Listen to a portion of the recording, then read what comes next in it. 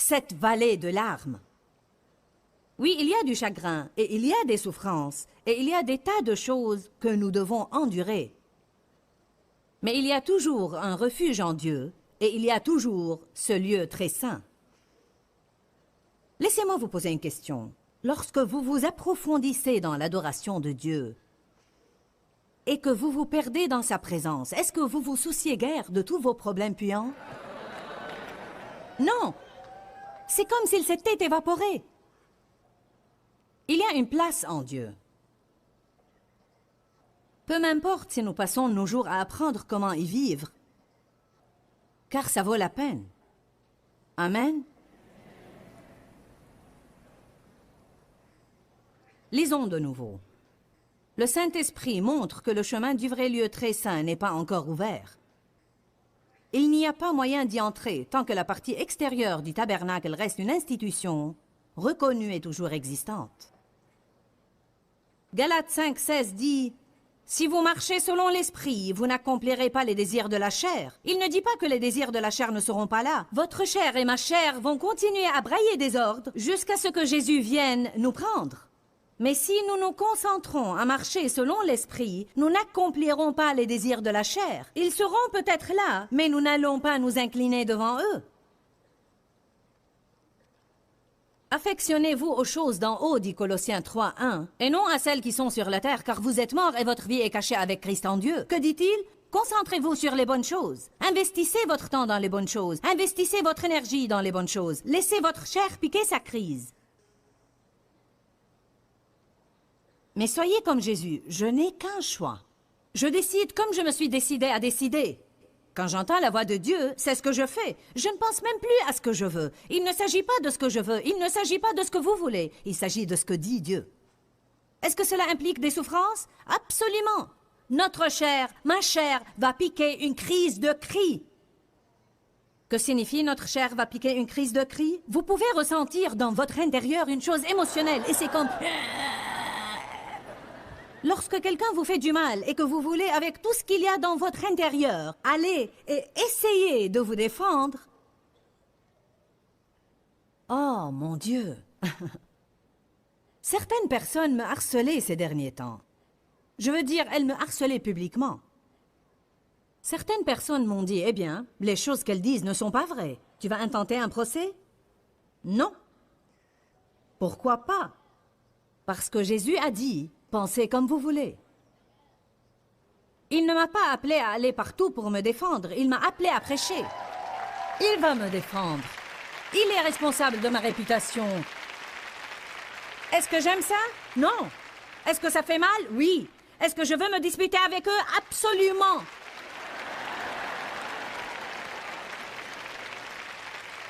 Est-ce que je pleure? Des fois. Qu'est-ce que je vais faire? Ce que dit la parole. Priez pour moi. Nous avons besoin de prier les uns pour les autres. Il ne s'agit pas de ce que je veux faire. Car voyez-vous, la seule chose qui va marcher est ce que Jésus a fait. Ma façon de faire ne va pas marcher. C'est la révélation que vous devez recevoir. Vos plans ne vont pas marcher. Ils ne vont pas marcher. Vous tournez et vous tournez autour des mêmes montagnes stupides. Vous errez dans le désert et vous arrivez à la frontière de la terre promise. Dieu dit d'accord, ma façon ou votre façon, ma façon, un tour de plus, autour de la montagne.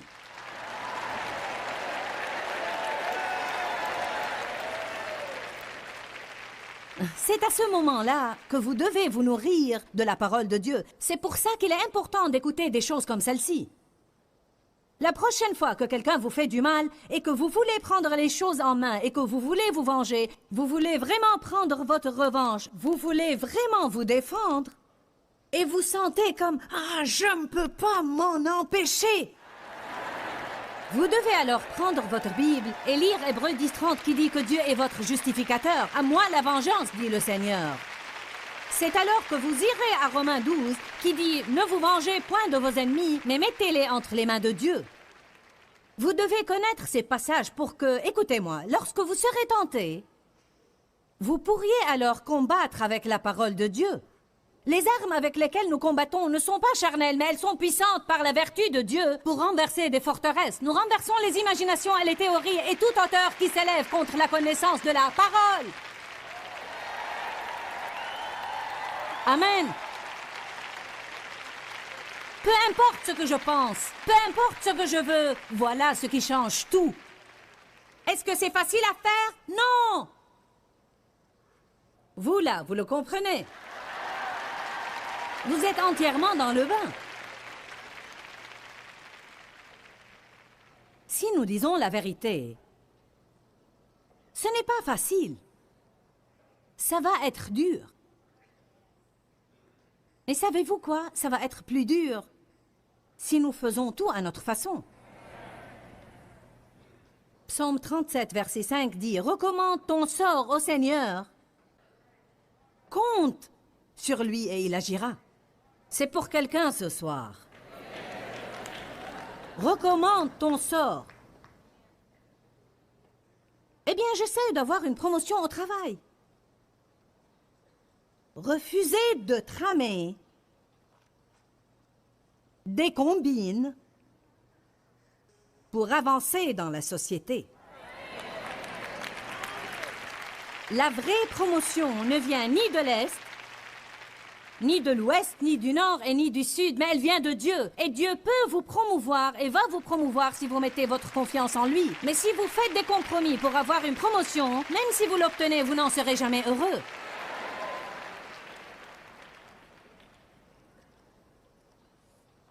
Écoutez-moi ce soir.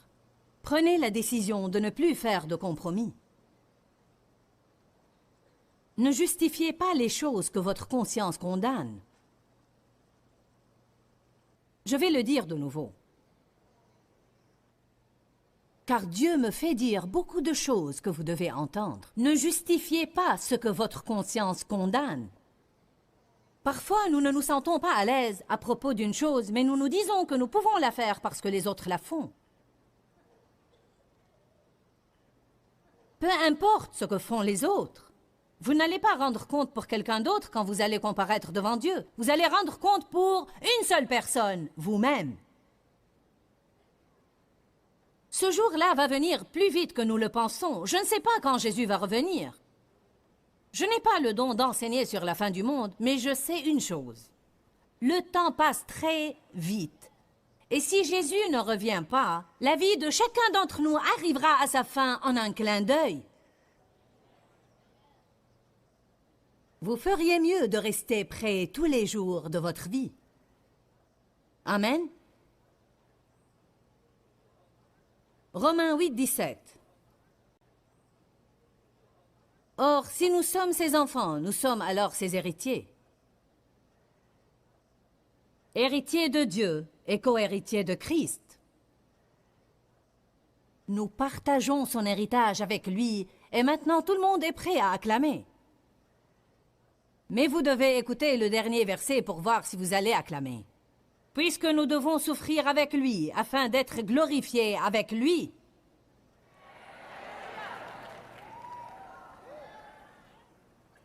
Nous sommes héritiers de Dieu, co-héritiers de Christ. Nous partageons l'héritage qu'il a lui-même mérité et gagné pour nous, par son sacrifice et ses souffrances. Dieu merci, nous n'avons pas à payer pour nos péchés.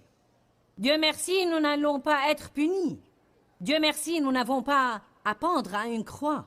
Dieu merci, nous n'avons pas à vivre coupables et condamnés. Il y a des choses que nous n'aurons jamais à endurer. Jésus est mort dans le but de nous libérer de toutes ces choses. Mais il y a autre chose que nous devons endurer dans notre vie, et certaines d'elles sont similaires à celles qu'il a endurées dans le jardin, à celles qu'il a endurées avec Judas. Savez-vous quoi? Si vous allez suivre Jésus, tôt ou tard, vous allez avoir un baiser de Judas dans votre vie. Qu'est-ce qu'un baiser de Judas? Un ami à vous vous trahit et vous allez l'aimer jusqu'au bout. Ou bien vous priez pour vos persécuteurs, comme Jésus a fait à la croix, ou comme Étienne a fait lorsqu'ils l'ont lapidé. Ou bien lorsque Jésus a tant souffert dans le jardin parce qu'il désirait tellement pouvoir éviter la volonté de Dieu, et pourtant il savait qu'il ne le pouvait pas. Et la Bible dit qu'il était en une telle angoisse et une telle agonie que sa sueur devint des grumeaux de sang, et des anges le servaient et le fortifiaient. Nous n'allons jamais endurer à ce point, mais il y aura des moments où nous allons souffrir en prenant la bonne décision, parce qu'une partie de nous va vouloir fuir la volonté de Dieu, mais une autre partie de nous sait que nous ne devons pas fuir la volonté de Dieu. Il va y avoir des moments où nous allons devoir faire des choses que nous ne voulons pas, que nous n'avons pas envie de faire, des choses qui ne nous plaisent pas, mais cela va nous mener aux choses que nous voulons et qui nous plaisent vraiment. Il y a un désert à traverser avant d'entrer dans la terre promise, mais le temps qu'il faut pour le traverser dépend de nous. Nous pouvons atteindre la frontière 5 millions de fois dans la vie, puis prendre la mauvaise décision et faire un nouveau tour autour de la montagne. La réponse sera la même chaque fois que nous revenons. Combien d'entre vous comprennent que le temps durant lequel nous allons errer dans le désert dépend uniquement de nous?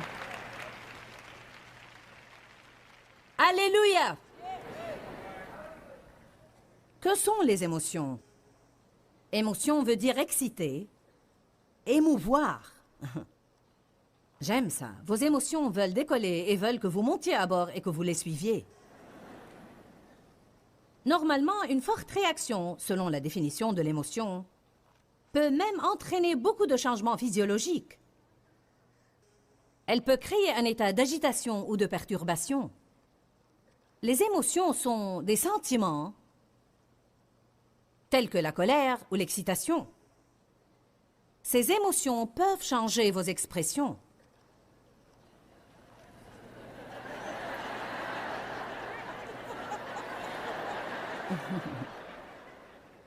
Elles peuvent vous faire serrer les dents. Elles peuvent vous faire sentir décidé, faire battre votre cœur, faire monter votre tension, vous donner une bouche sèche, vous rendre nerveux. Sentiment, sentiment, sentiment, sentiment. Savez-vous que la peur produit un sentiment? La peur est un esprit qui produit un sentiment. Et quand nous nous inclinons devant les sentiments, à ce moment-là, Satan fait ce qu'il veut. Vous ne pouvez pas savoir ce que j'ai ressenti. La première fois où je me suis tenue devant un assez grand public, je ne l'oublierai jamais. J'étais en Floride, il y avait 900 personnes présentes. Et je n'avais jamais prêché à plus de... Non, en fait, j'avais eu mes réunions à l'église auparavant, et j'avais eu plusieurs centaines, mais je n'avais jamais été prêché hors de ma ville. Je venais de commencer mon ministère. Toutes ces personnes célèbres étaient invitées à prêcher. Une de ces personnes célèbres s'était retirée à la dernière minute, et j'étais en fait sa remplaçante. Personne ne me connaissait. Nous devions tous nous lever pour parler. Je ne tenais même pas une réunion principale. Je tenais une session de formation. Il y avait Révérend Tell et Dr Tell et Joyce Meyer. De Fenton. Je n'étais même pas d'un endroit qui avait l'air important. J'avais cette grande vision pour mes cassettes d'enseignement et nous avions apporté toute une grande et longue table de cassettes d'enseignement. Les autres personnes n'avaient presque rien et les gens se demandaient « Qui est-elle? Quelqu'un a jamais entendu parler d'elle? » Mon tour à la session de formation était venu et je devais parler de mon séminaire. Je suis une personne courageuse et je vous dis la vérité, j'ai ouvert la bouche et j'avais si peur que rien n'en est sorti. Hormis un petit grincement comme...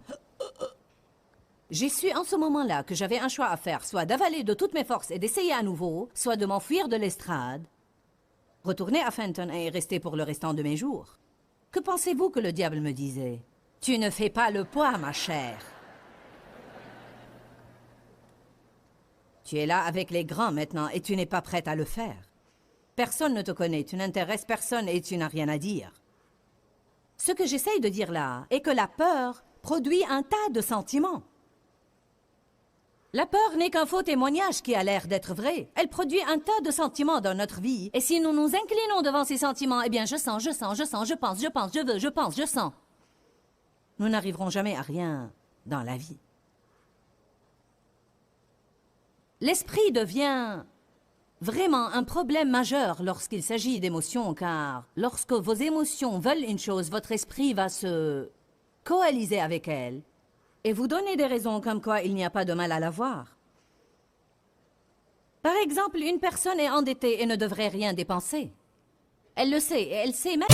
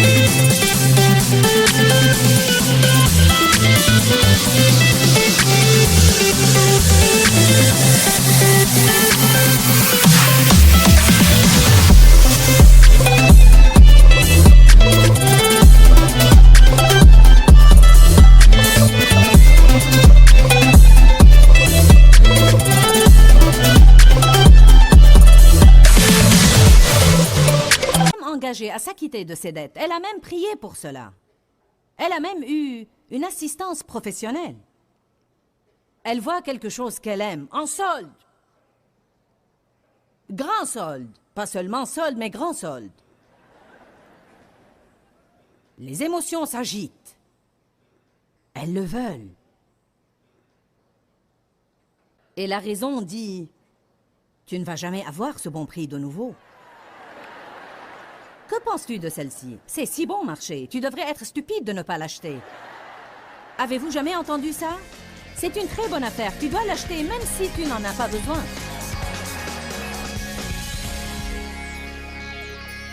L'enseignement aujourd'hui est porté sur apprendre à diriger nos émotions. Et pas nécessairement si nous devons les avoir ou non, car nous allons toujours les avoir. Les émotions...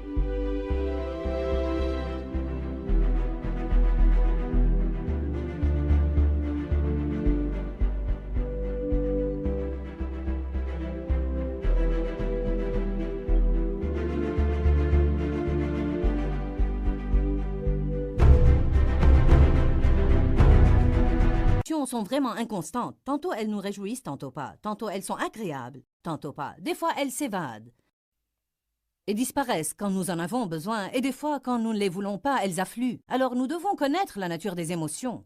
Nous devons apprendre sur le fruit de la maîtrise de soi, car nous allons absolument être tentés sur ce point. Nous devons prendre la décision soit de croire la parole, soit de croire nos sentiments. Parfois je dis aux gens, est-ce que vous servez le Dieu de la Bible ou le Dieu de vos sentiments? Satan aime travailler à travers nos sentiments et essaie de nous amener à nous incliner devant ses sentiments. J'ai eu divers problèmes émotionnels dans ma vie parce que j'avais été abusée et maltraitée dans mon enfance. Bien sûr, vous n'avez pas à être maltraité pour avoir des problèmes émotionnels. Certaines personnes, de par leur personnalité, sont plus émotionnelles que d'autres. Nous devons apprendre à diriger nos émotions. Pourquoi, Seigneur, pourquoi? Dans ce livret, Joyce Meyer nous enseigne à travers la parole comment être délivré de la confusion. Pour obtenir ce livret gratuitement, écrivez-nous à Joyce Meyer, boîte postale 40095-6300, Larnaca, Chypre. Ou bien visitez notre site web www.joycemeyer.org/fr.